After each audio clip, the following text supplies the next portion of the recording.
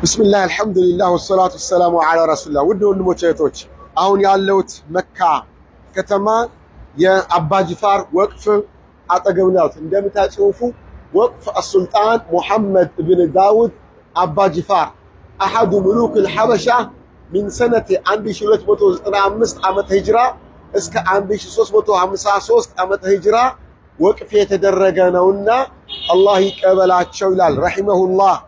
አባጅፋር የኢትዮጵያ ሁጃጆች መካ ከተማ ላይ ይህን መሰለ አስተዋጽኦ አድርገዋል። ውድ ወንድሞች እህቶች፣ እኛስ ለእስላም ምን አበርክተናል የሚለውን ጥያቄ ራሳችን መጠየቅ አለብን። ናም ለኚህ ታላቅ ንጉስ ሀገር ውስጥ እስላምን ላስፋፉ፣ ዑለማን ለኸደሙ፣ ላገለገሉ፣ ለደረሳት ትልቅ ቦታ ለዑለማ ትልቅ ቦታ የነበራቸው፣ ለእስላም እጅግ ፍቅር የነበራቸው፣ ለሐጅ ወደ መካ ለሚመጡ ኢትዮጵያውያን ሁጃጆች እንዳይቸገሩ፣ እንዳይጎዱ፣ እንዳይጎሳቆሉ አስበው ይህን ህንጻ የመሰለ ህንጻ ተገንብቷል። የእሳቸው ወቅፍ ነው። ውድ ወንድሞች እህቶች፣ የአባጅፋርን ስም ሲነሳ የትኛውም አጋጣሚ ቢሆን ረሂመሁላህ ማለትን የትኛውም ሙስሊም ኢትዮጵያ ሊዘነጋው አይገባም።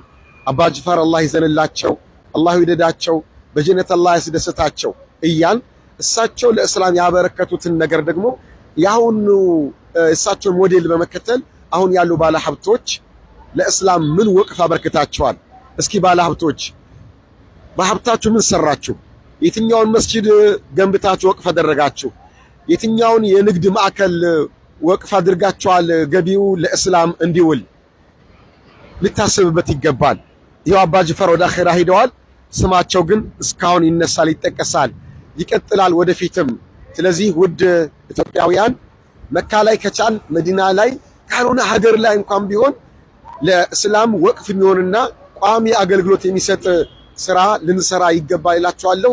በስተመጨረሻ አሁንም አባጅፋር ረሂመሁላህ አላህ ይዘንላቸው፣ አላህ ይወደድ